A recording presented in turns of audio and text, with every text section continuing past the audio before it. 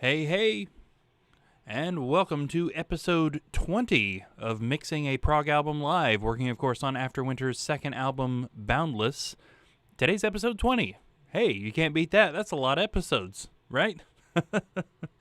Yes. Hey, before we get started, I wanted to also say a huge thank you to all of the new subscribers. We definitely have been steadily increasing subscribers since this series started, and that is hugely appreciated. So, yes, a huge thank you to anybody who has subscribed in the last several days. We really appreciate it, and we hope you guys enjoy hanging out. If you're watching this and you're not subscribed, please consider doing so. Really helps us out, helps us get this music out as much as we can, and of course, we really appreciate it. So today, we are going to be getting started on a new song, but first, we need to master the song we've been working on in the last several episodes, that being track 5, Time's Embrace. We are going to be starting this episode by mastering that and then getting into the mix for track 6. Now, I learned an important lesson over the last couple of episodes regarding this mic and how it interacts with Logic, that when I'm mastering, if I turn the master down, which we do at the beginning and end of every song, it also kills this mic. So if anybody was wondering why there's some big long silences in a couple of the episodes recently, that'd be why. Me not thinking of something that should have been obvious. But now we know, so I need to make sure I'm being careful about once the beginning and end of the song is set, that if I need to say something, that the marker is not sitting at either the beginning or the end of the song, or you will not hear what I say. So I'm going to try and keep that in mind. But do not be afraid to let me know if you see my mouth moving in the little box in the corner, but you're not hearing anything. Chances are I have no idea that it's not coming through. So please let me know if that's happening, and I will fix it. Okay, let's get rid of the big dumb face and switch to the normal screen here.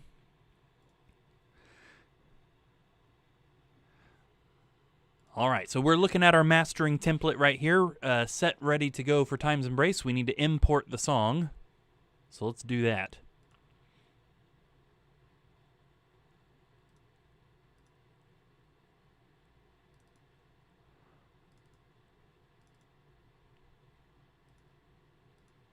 Okay, Time's Embrace is now here with our tempo markers and our arrangement markers. There we go. Okay, we need to go ahead and set our beginning and end parameters, which again, this is what I was just talking about. This is what kills my mic, so I got to be really careful here. We're going to go right to before the audio starts and set like a millisecond long fade in. And we want to tell the computer when it exports to export from here on. So I got to keep I got to keep this thing right here within where this yellow line is up, because if I go back to the back, it'll kill this mic. Didn't realize that at the time. Thought maybe something was malfunctioning until I happened to notice when I was watching back one of the streams trying to figure out what went wrong. Okay, now we need to hear the end of this song so we can hear exactly when everything stops so that we know when to end the track. Okay, so yeah, it's pretty much right after that weird noise. Set a real quick fade out. Set the cycle to end right there. And there we are.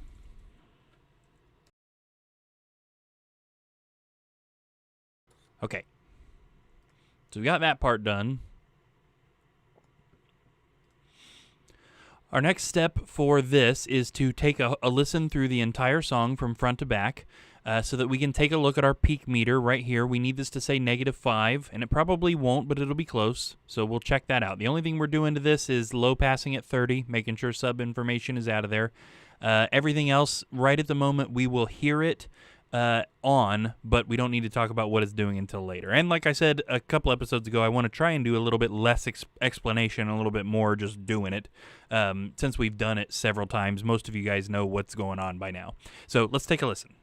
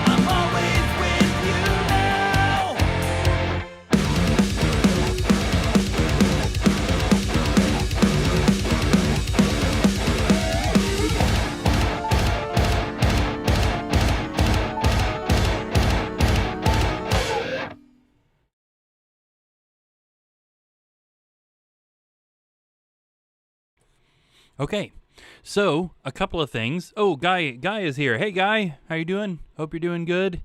Guy says, can't wait for the CD. Are you getting vinyl on this one? Not sure yet. That would be super cool, for sure. One of the issues with our stuff and vinyl is that our stuff is always so long. And, like, vinyl, you have to... I think the total length of the CD can't be longer than 44 minutes or something, which is honestly really short. And so our stuff almost always ends up exceeding that. And we're just not, we don't like radio edits. We don't like leaving songs off stuff. So I'm not sure yet. You know, if the right thing came along and we were all good with it, we would absolutely do it, because that would be neat. But we also don't really want to compromise the work for the sake of vinyl. You know, it's a weird thing for sure. I'm already hearing some stuff that we may need to revisit in the mix on this one. Not right now, but some things might need a little bit more guitar on the that part right there, and also on in the very first phrase of the first verse, some of Majenica's lead vocals, now that she's in the lead, don't like quite align with the rest of the vocals. Both of those things would be pretty easy fixes, but let's not worry about that right now. Let's go ahead with the mastering process and file that away. So we only hit 6.3, which is quite low, so we do need to go up 1.3 so that we hit 5. That happened during the chorus. Right before we say face to face is when that peak happened, so we know where to look. All right, so our next thing, we're going to turn off this compressor over here. We're going to come back to that. Our next thing is doing the individual multi-pressing for the frequency ranges. So we're compressing each individual frequency range, mixing them together, then making sure the output volume is the same as the input volume. So first off, let's look at each of our multi-pressors. This first one is our low frequencies only. Let's go ahead and take a look at if 160 is where we actually want our low node to go.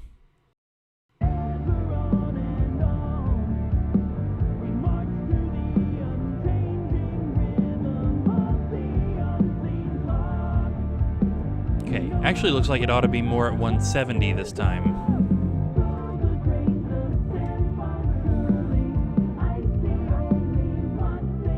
So we need to adjust that on both of those.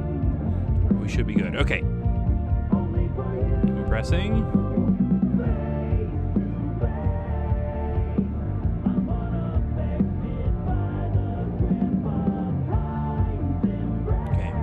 So we're looking for that to jump a bit. This is the level, the amount of compression, basically.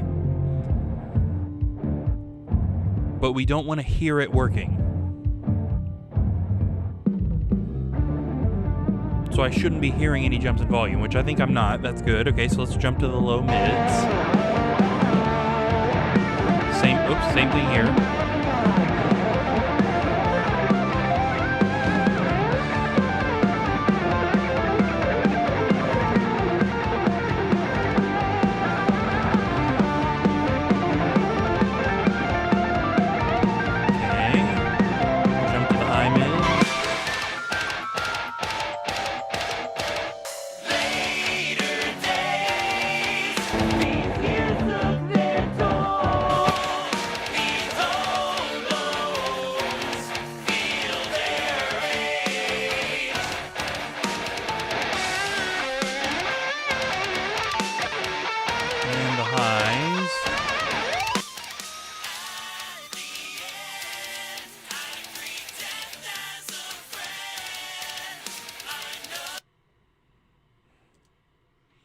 Okay, I think we're all good there. Now we need to mix those frequency ranges together. So one by one, I'm going to be taking the volume slider down and putting it back up until it is where it seems like it should be for each one of those four. Born anew, the world stands still. This young life knows no pain.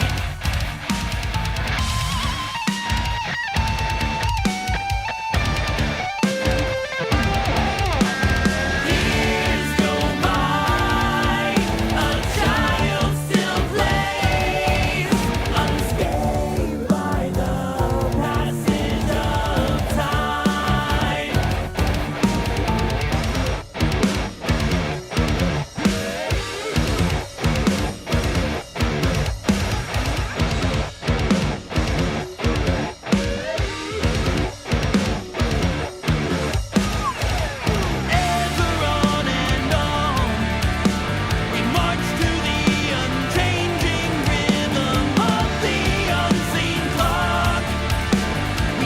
Okay, I think I'm good with that. So we ended up with the low mids just a little bit under, which is normal.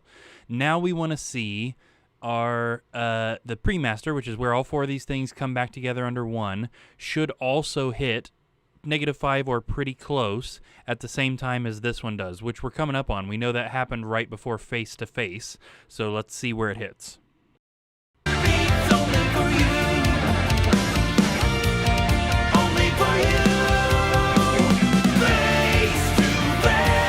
So it's basically about a decibel under.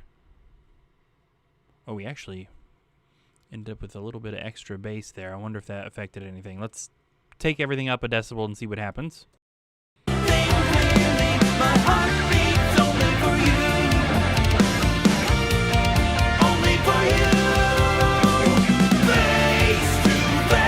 Yep, okay, 4.9 is fine. It's close enough. So now we're going to turn on our compressor here that's on this, the VBC FG Red,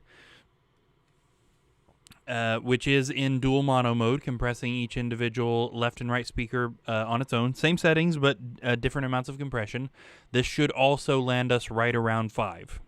I see only one thing clearly. My heart beats only for you. Only for you. Okay, so that actually put us quite a bit above 5. Let's return the makeup gain to 0. Only for you. Face to face. I'm on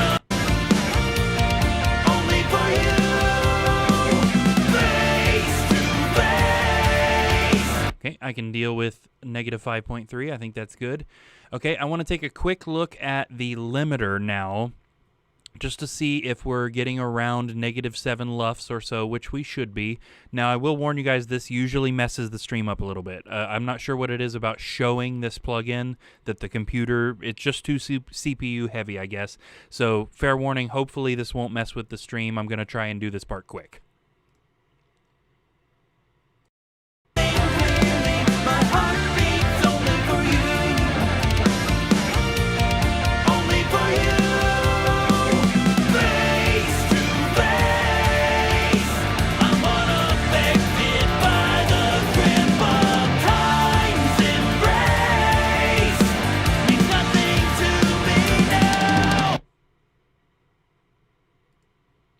Okay. Yeah. Oh boy. Okay, so I think we've got this one good to go, other than the couple of little mix things that I want to do with it. Again, that's something that I'll probably do off stream, just because it takes a while to export. They're quick fixes, but it would be kind of stupid for us to sit here and watch it export in silence, you know?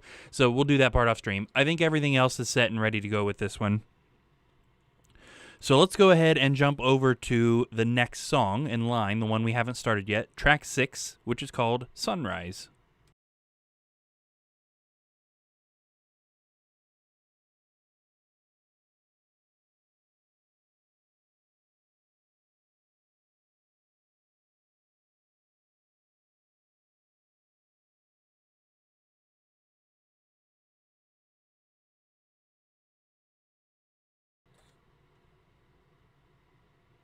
Okay.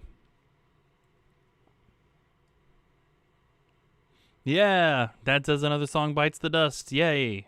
Yes, for sure. Okay, yes, and we are back. All right.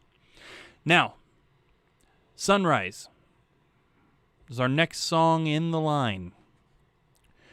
I tried to do some of the routing off stream, didn't quite get done. So we are a little bit further along in this one than we normally are when we start a new one. We usually start new ones by taking a listen to the tracking mix. We're already beyond that with this one, which I think is okay. It would take a little bit more work and a little bit less sitting around. But we will need to finish the routing for this song before we can get started with our context mix, which is a little unfortunate because it is kind of boring, but let's just go ahead and get into it. Routing is basically where we're telling the channels to output to certain places so that we can affect them different ways, and then they all come back together at the end, sounding nice and cohesive and full. Now, I got a bunch of this done, so we're starting here with the pianos.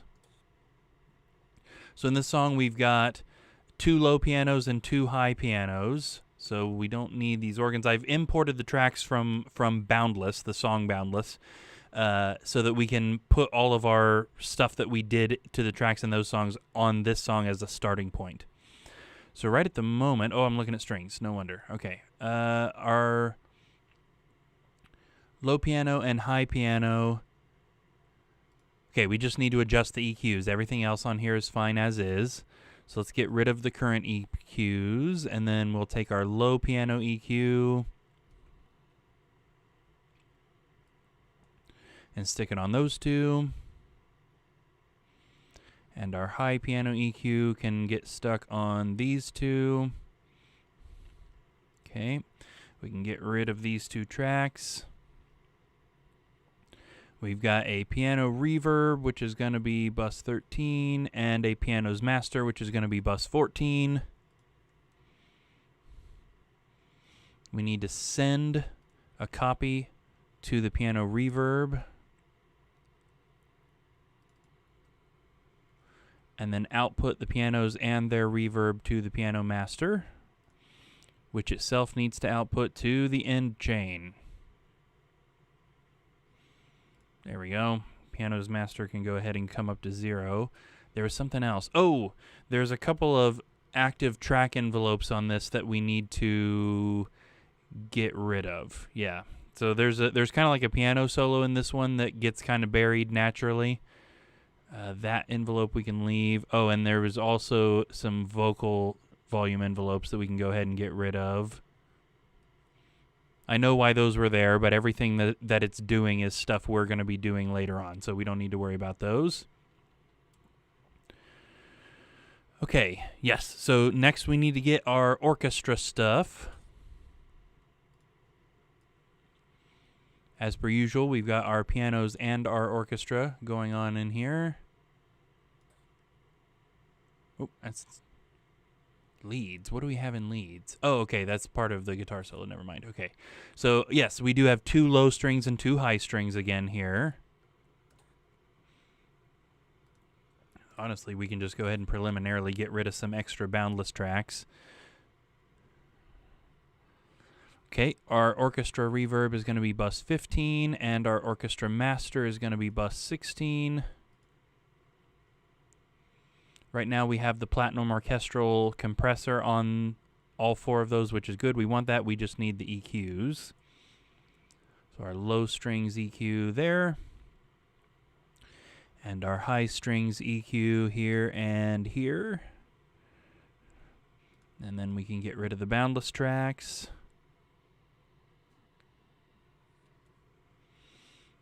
We need to send all of our orchestra to the orchestra reverb.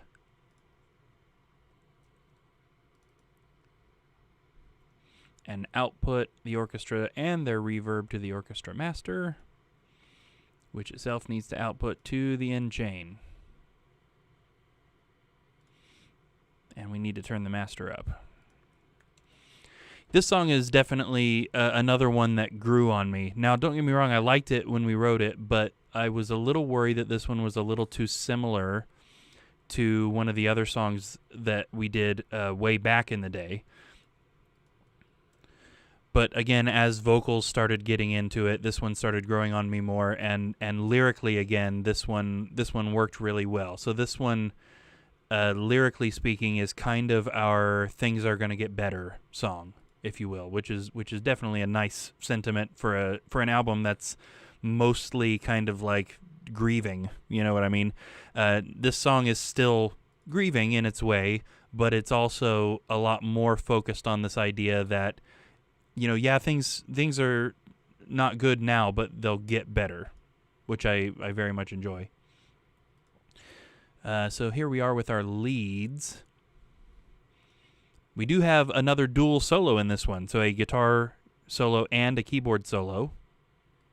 We've got a delay on the guitar solo we want to keep, so we'll stick our channel EQ, our multipressor, which I think for the time being we're going to turn off. I don't know if there's palm muting. We've got soothe. The title of this song is called Sunrise, which was also kind of thematic for Everything's Gonna Get Better.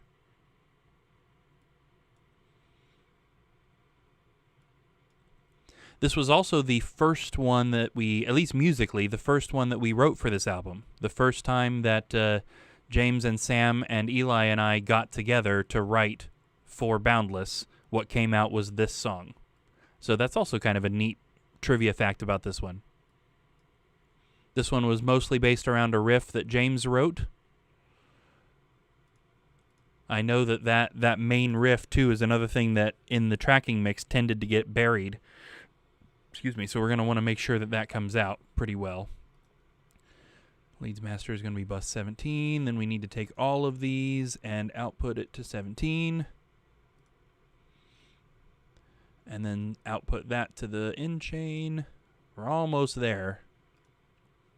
Got lots of lead tracks in this. There's a guitar solo, then there's a lead left and a lead right, and then there's keyboard solo 1, keyboard solo 2 as far as tracks go.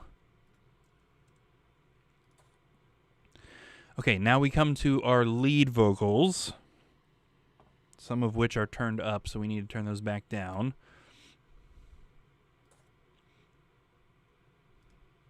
Okay, yes, so we're going to need to import a couple of other things because Boundless only had my lead vocals in it, so we need some Majennica lead vocal tracks here as well. We can import those from Poison in the Well.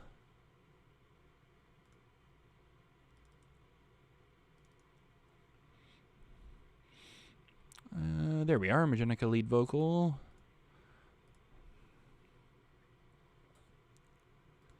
There we go. At the moment, all the lead vocal tracks just have just a regular old EQ and compressor on them, so we'll go ahead and get rid of that. And then we'll take our tracks from Poison in the Well and Boundless, which of course are the virtual mix rack and a channel EQ.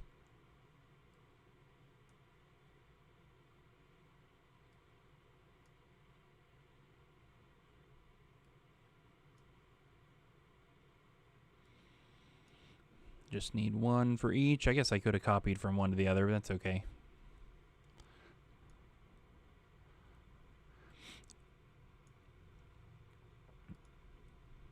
There we go. Okay, so we got that. Now we need these. I think what we have been doing is putting that at -6. Oh, well, yeah. And this at -22. Then, of course, this needs to come up. This is kind of our vocal chain here. This one, the non-compressed version, is 18. These two different compressed ones are 19. And then our lead vocal master will be 20. And we need, then, to output all of the lead vocal tracks to 18. There we go. Send a copy of them to 19, and then output the sum of those three things to the lead vocals master, which then needs to go to the end chain. We're almost there. We just got the background vocals, and then routing is done.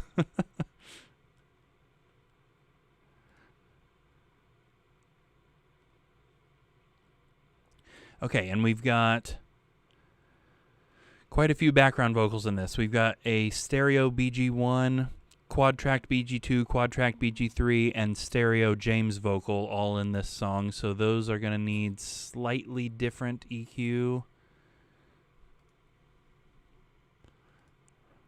We can for sure pull in here. I got to remember which one's which. I think all of the BGs in this one are me. I don't think there's any of them. Well, and there's the two that are James. My point being, I don't think any of them are Majennica. I guess I should have put it that way. Because we do have a separate channel EQ that's for Majennica background vocals. Let's see which one is this. 120. This is me. Okay, so let's go ahead and use that, and then if we find out that one of them is Majennica, then we can switch it. But I'm pretty sure all of the background vocals in this one are me and James.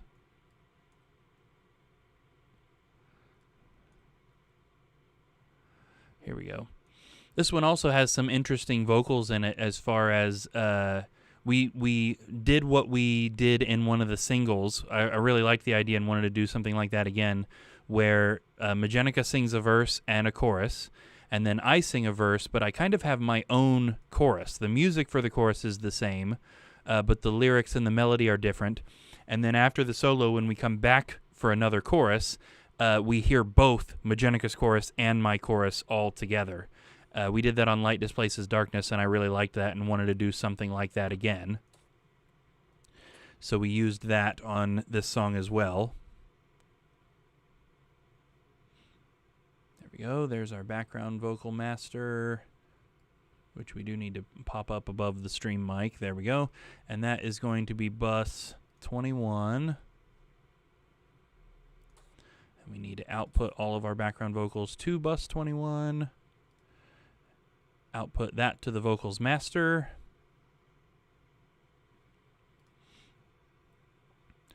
Okay, then we've got our vocal echo and reverb that are going to be 22 and 23. Those also need to output to the end chain. And then we need to send our lead vocals and our background vocals over to that stuff. So first we'll send to the reverb, and we're also going to send the delay to the reverb. I think I brought that up maybe in the Poison in the Well episode. That's something I saw in a Chris Lordalgie thing. He said that the echoes in your vocal ought to have the same room sound as the vocal itself, which made sense to me. Oops, clicked the wrong thing there. I don't know that I've yet heard too much of a difference for having done that, but what he said made sense, so I've also been doing that. Oh, wait, why did this switch?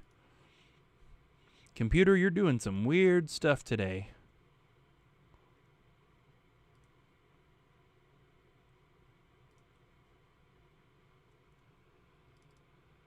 There we go. Okay, so I think we got it all. Looks as though we have. Awesome. Okay, so now we can actually start our context mix, which is basically where we just start turning the individual channels up, usually like one by one or so, just so that we can hear everything to start with. So we're just getting the context so that we can start making decisions about how things sound. We're going to start off with our bass drum and snare drum up where they're normally at and use that as kind of our home plate to mix everything else around. So let's start by bringing in some overhead channels. Just going to start playing through the song. I'm going to go back over here, though, so I can make sure that you guys are hearing this when it happens.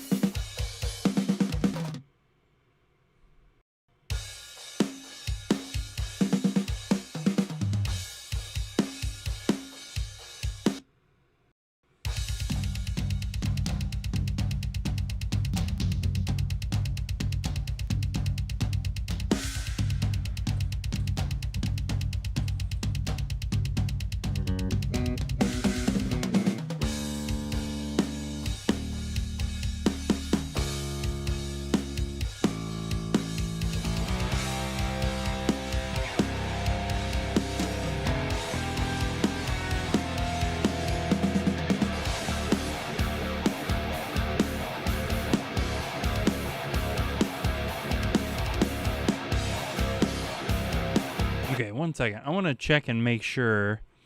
I feel like the snare sounds weird. And I'm not sure why it would.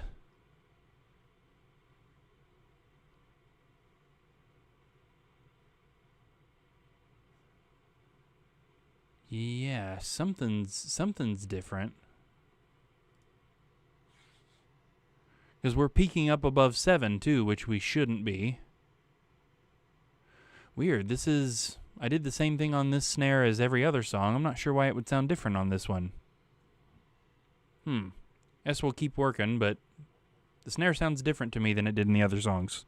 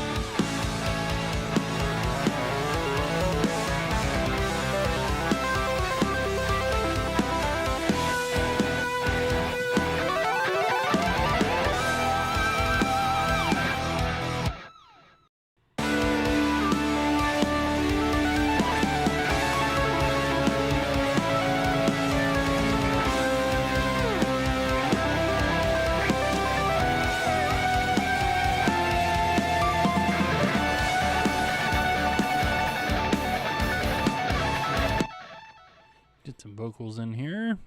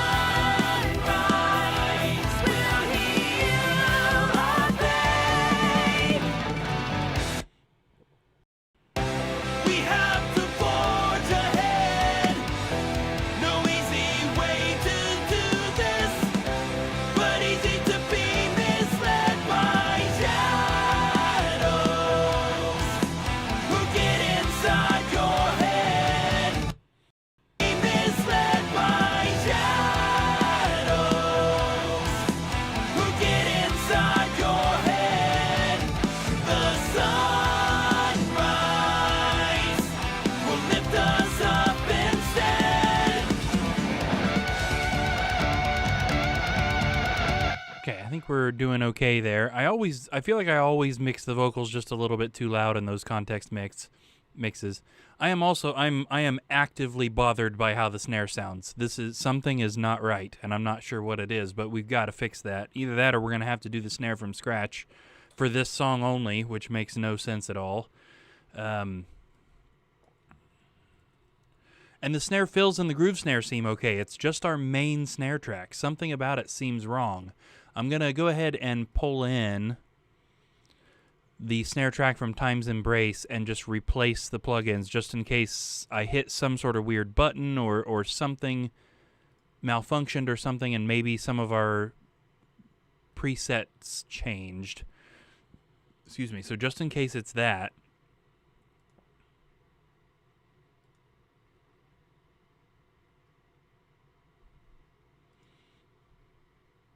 nothing else should be negatively affecting it, but the track is hitting above -7, which it shouldn't. Because again, all the backbeat snares. Dad asked if we recorded the drums for this song on Saria's drums. Maybe we did. Maybe that's what it is. All the snares, if you remember, on the backbeat snare channel are made consistent for every song. So if the first one wasn't hitting above -7, these ones shouldn't be. It's weird.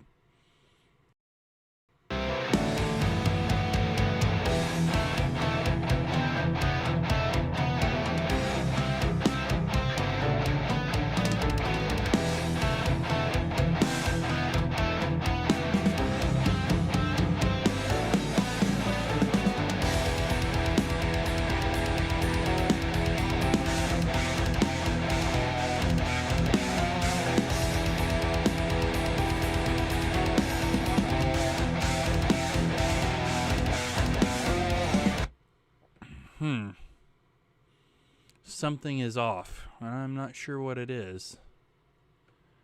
Let me jump to Time's Embrace real fast and look at something. Snare number 1.1. Well, yeah, of course it would say 1.1.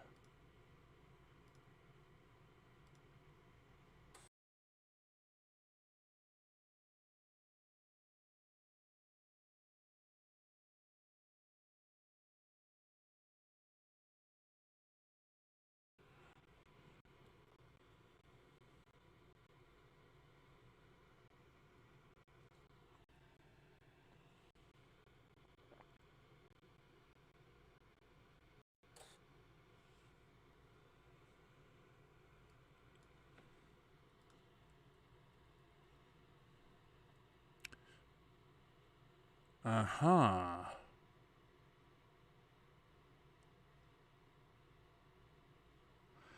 Huh. Okay, well, I think I solved it. I'm not sure how it happened. But the snares in Sunrise seem to be from a different recording session. So instead of taking the snares from the Sunrise actual track, somehow we've ended up with almost a sample.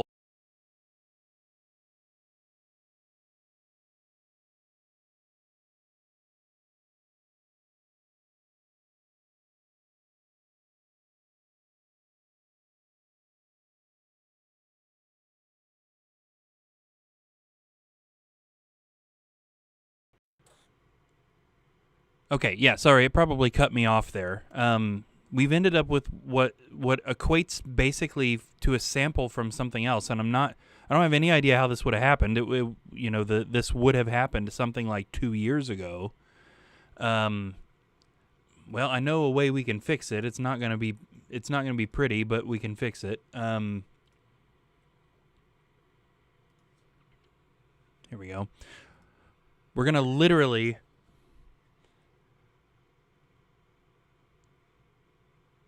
Hold on.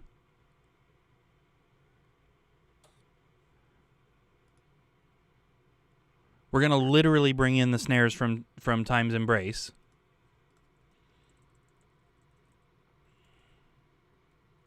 Yeah. And we are going to replace all the snares with this one. It's a little bit of a no-no. but it's way easier than going back into the master files from the recording.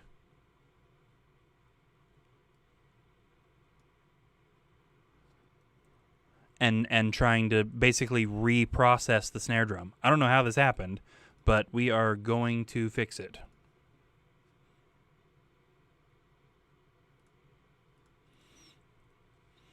Okay, so all we're going to do is copy this one that's from Time's Embrace. And anywhere we see a snare, we're going to copy paste it. So as I said, you can see how this could be considered kind of a no-no, but this is still Eli playing a snare from the recording of this session. If we went back and reprocessed the snare drum from the original recording, it would sound just like this anyway. This just takes way less time. So let's do this, and that's just where we'll be at with it. I knew something didn't sound right, though. I would love to go back in time and watch myself process this song so that maybe I could try and figure out when or how this happened.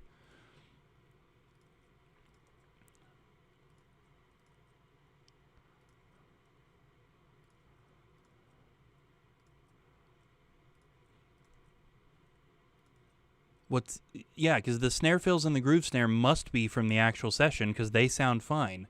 It's just this backbeat snare channel. It's times like this where I'd be glad to have a Steven Slate trigger plug-in. Yeah, no kidding. No kidding. So at some point, the computer must have mixed up a file called snare when I moved something from one song to the other.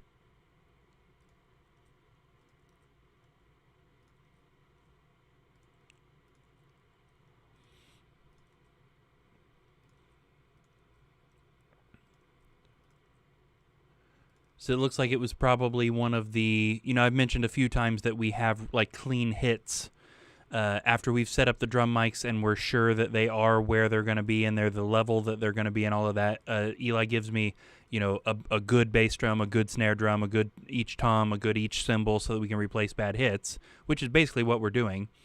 And somehow I must have crossed the computer when it pulled the snares into this song, thought I wanted the good clean hit from one of maybe Paramnesia or something else in the AfterWinter folder instead of the actual process snare for this song.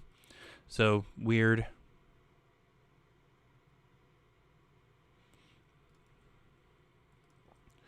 Luckily, this also doesn't take a huge amount of time. Still a pain in the butt, but it could be worse.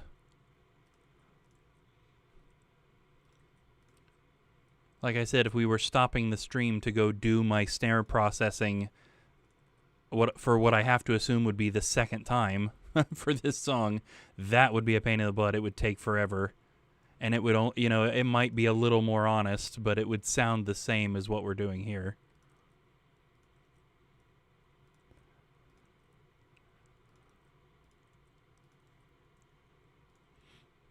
And we also, it's important to note here that we haven't lost the original performance by doing this either, because we've got those overheads. The original performance, exactly the way Eli played it live on the floor, is in those overheads. So, yes, this is, it's a little cheaty if you want to nitpick at it, but we also haven't lost the original performance.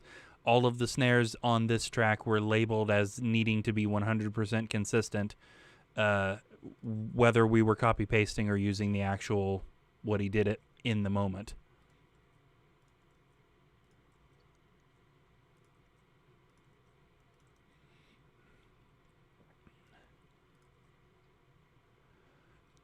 Okay.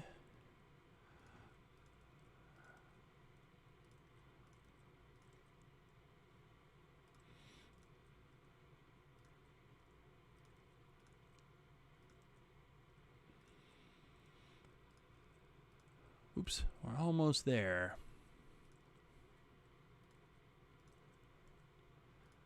The song can't have too many more than 140 measures, surely. This isn't one of the, 9 or 10 minute ones.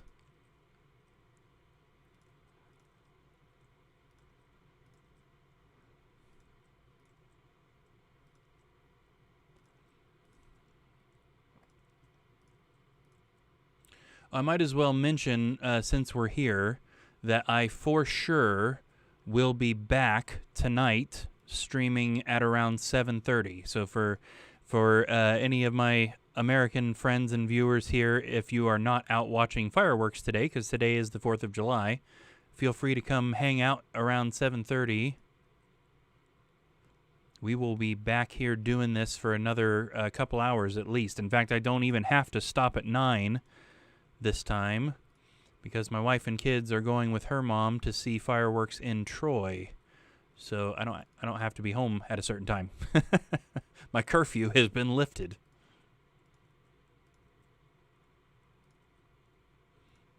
$6,028. Yeah. You aren't kidding. I guess this one did have. I said it couldn't possibly have much more than 140. We're almost to 180.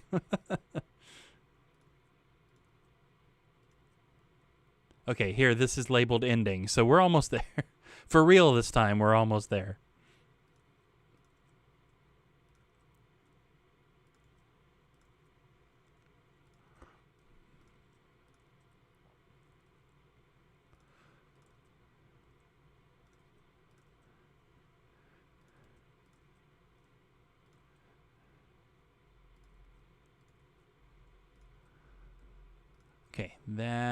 Okay, that's it. Gosh. My hand hurts. Okay, so we're going to delete the snares that were up there.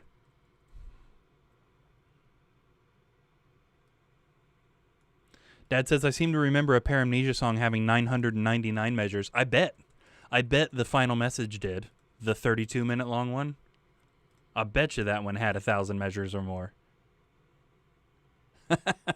Okay.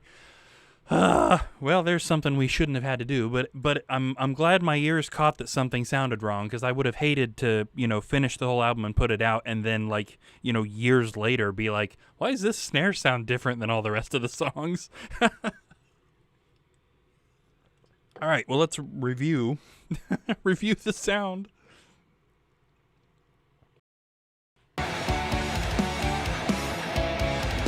Better, yeah, much better.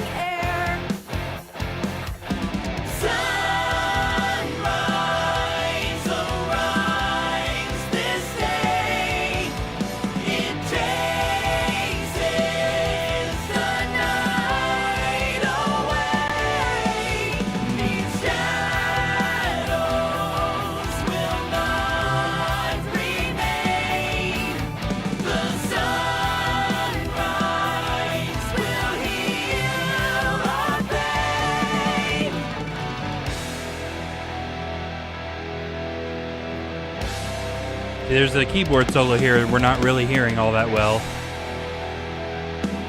Or a piano solo.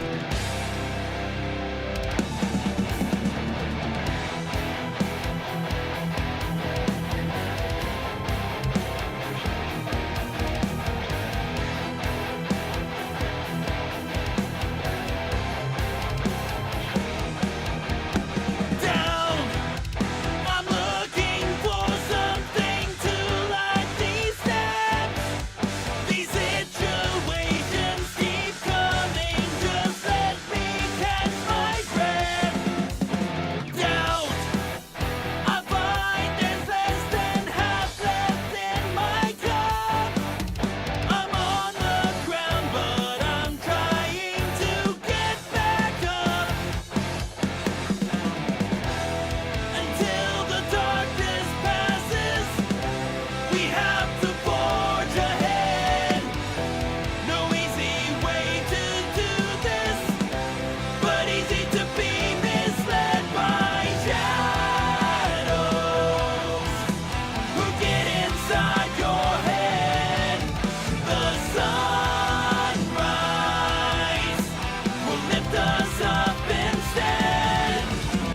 I went ahead and just while that was playing, set all of the volumes to either a 0.0 or a 0.5.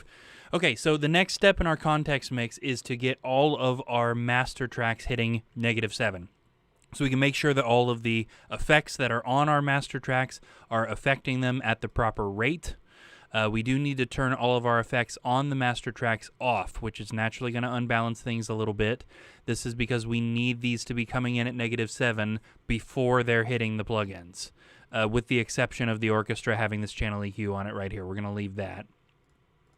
But all the rest of the master bus effects are going to get turned off. And then we're going to do a listen through and see where each one hits. Then we're going to adjust, do another listen through where everything is going to be horrifically out of balance. Excuse me. And then we will redo our context mix with those submaster and master faders instead of the individual faders. One more thing before we get to that, though. Let's go ahead and tame our snare fills channel, which also should not be going above -7 at any point. And I know in this one that it is. In fact, look, it's actually hit above positive numbers. So it's gone way up there at some point. So let's just go ahead and fix those now. That one's fine. Okay.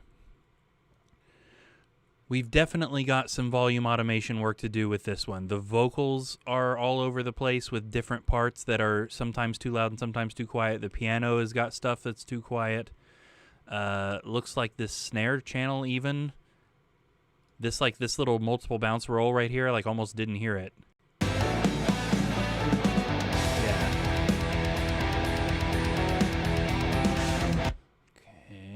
I know James's main riff guitar gets buried sometimes. Yeah, see, I feel like that should have been a groove snare. I'm disagreeing with my past self on stuff. Okay, that was fine. Just saw a weird flash on my screen, too. I'm going to save just in case something bad happens.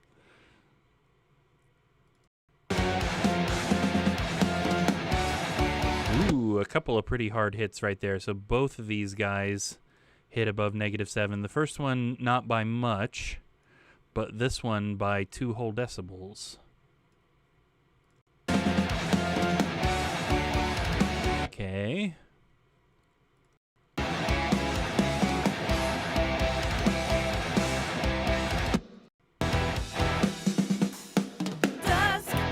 It's that guy. That guy right there hits way too hard. So again, both of these snares peak a little bit. This one, we're going to have to go way down. We may even want to replace that one with a better hit. Yeah, see, even turned down like a lot, it still hit a -5.8. So we would need to go down to 3.7 theoretically, which of course it won't let me have.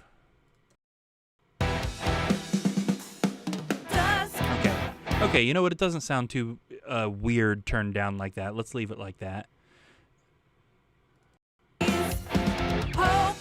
Okay.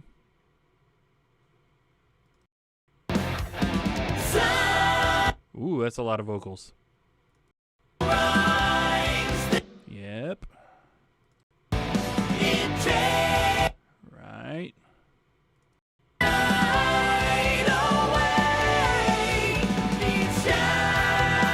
Yep, all good there. Cody says, I set up an autosave. I am notorious for work, and then forgetting to save. Once lost hours worth of work. Yes.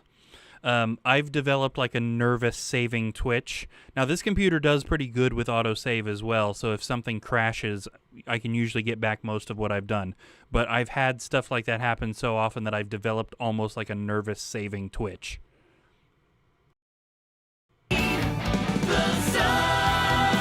Okay, so it seems like we might have caught the main one that was jumping. Okay, yeah. Ooh, boy. Okay, so both of the particularly hard hits here went way above 7.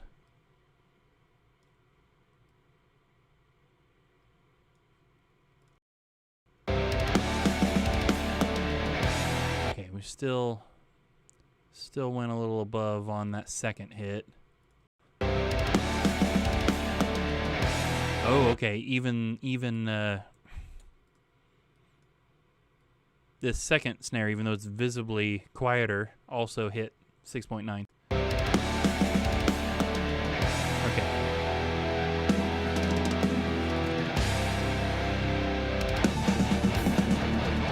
Yeah, all the hard hits in this one. This one is a much bigger pain than any of the other songs have been with this stuff. Apparently the computer was also working some kinks out for the first day that we tracked. Down! Okay. Down! Yep.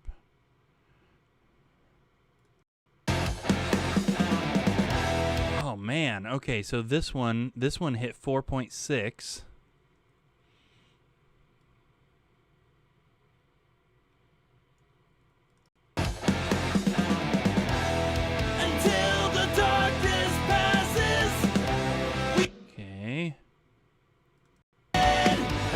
Oh gosh. Man, we only had like a couple of things here and there in the other songs, right? This song is like almost every hit. No easy way to do this, but easy to be misled by shadows who get inside.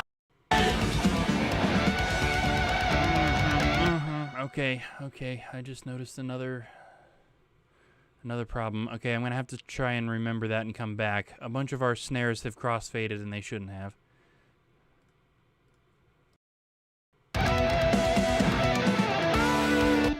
Okay. See all this crossfade business right here? That shouldn't be there. Finish what we're doing, and one problem at a time here.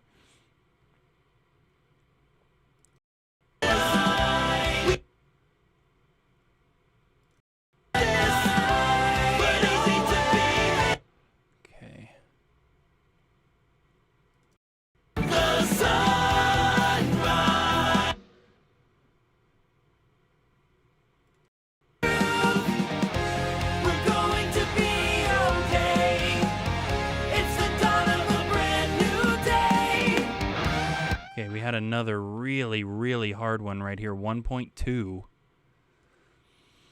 Gosh, okay, so we need to go down by like 6 to get that under control. Wow, okay.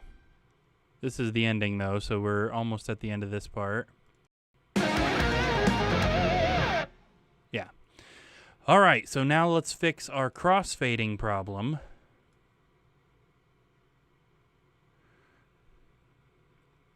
Something that would have happened when we fixed the snares just now. Okay, now it's set to overlap. Now, it's computer. It's set to overlap. Oh. What am I supposed to do, computer? I mean, it's set to overlap, not to crossfade. Why are you crossfading? That's unbelievable. There's nothing else there. I see a problem and I do what I know to do to fix it, and for some reason, for no apparent reason, it just doesn't work.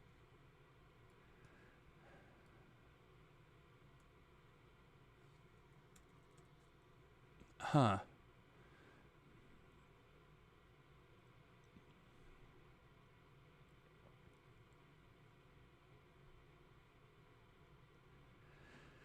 So I guess I have no reason to believe that this wouldn't do the same thing. Yep.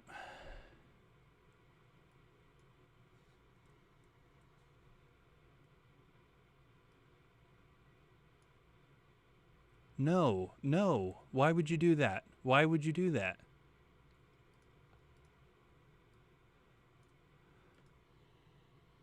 So I just have to have it like this then, huh?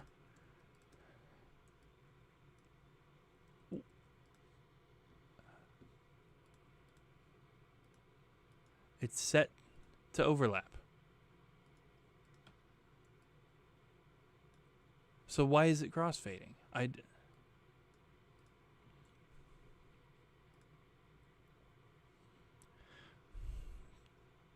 Okay. I guess we'll have 2 snare channels then.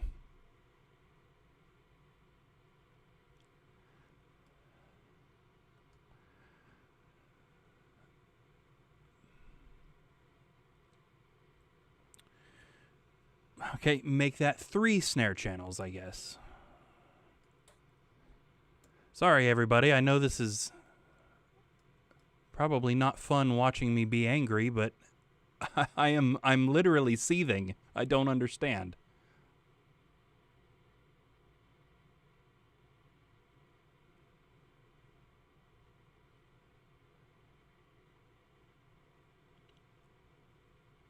Oh, guys, gotta go.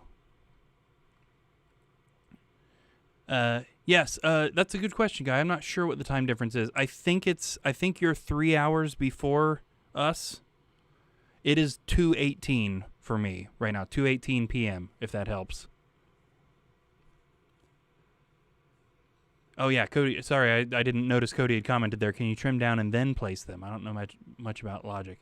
Well, see, the thing is, this has happened to me before, and what I tried to do to fix it at first has always fixed it before. So I'm also not sure what the problem is and why what I've always done before isn't working. It shouldn't crossfade if I've set it not to crossfade. Yes, thank you, Cody. That is correct. Yeah, so it'll be like 4:30 p.m. for you, Guy, by the time I'm back on. Okay, I think we got them all. Again, did something that I should not have had to do to fix it, but it is fixed.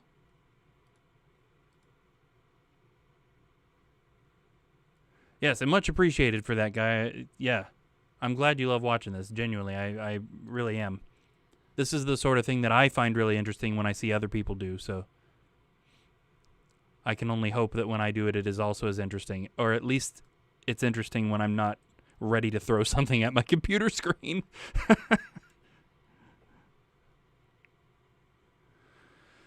Okay, so now that we've done that, we've fixed the snare, the new snare problem, we've fixed the snare fills. We should be able to do a whole listen through start to finish of the song to try and get our master channel levels at -7.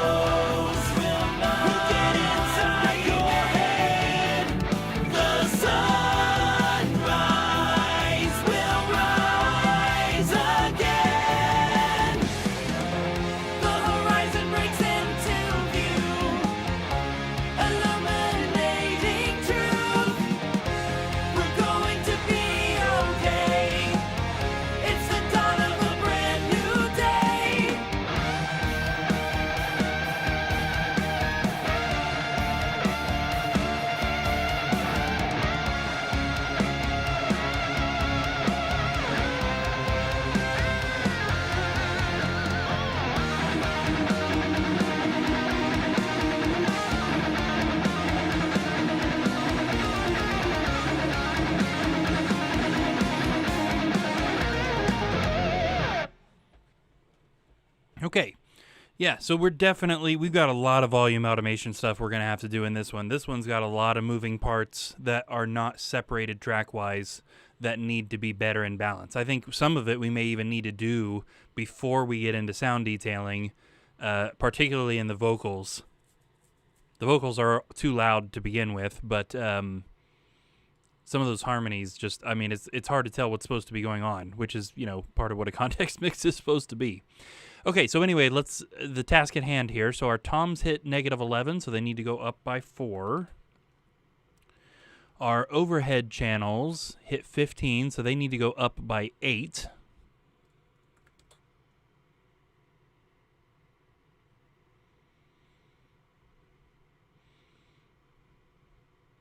Okay, the bass guitar hit 12.5, so that needs to go up 5.5.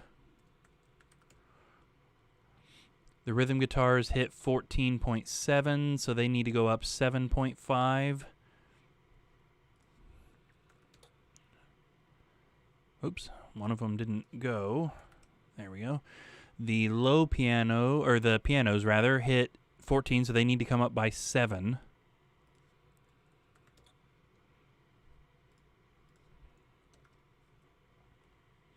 The strings hit 18.5, so they need to come up 11.5.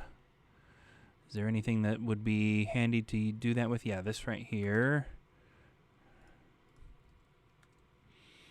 Okay, the leads hit 11.6, which puts us at 4.5, which should put these at -9, I believe.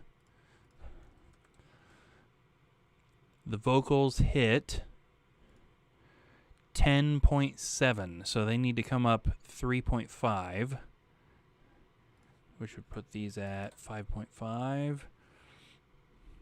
We're also going to go ahead and usually these end up like this, so we'll just check that and see if that's correct. The background vocals hit 7. Well, I did say they were too loud. I get that's kind of lucky. Weird. Okay, I'm going to turn what you guys are about to hear down some, because this next listen through is going to be very, very unbalanced. We're just checking the peak meters to see if we hit 7, so they're definitely going to be unbalanced. Oh, another thing that's interesting, our kick and snare still hit above -7, even though they none of the individual tracks do. So we are going to need our smash and grab here, which we haven't needed since like the first song or something. Interesting. Let's do another listen through. Keep in mind, this is going to be super unbalanced. We just need to check and see if everything hits 7.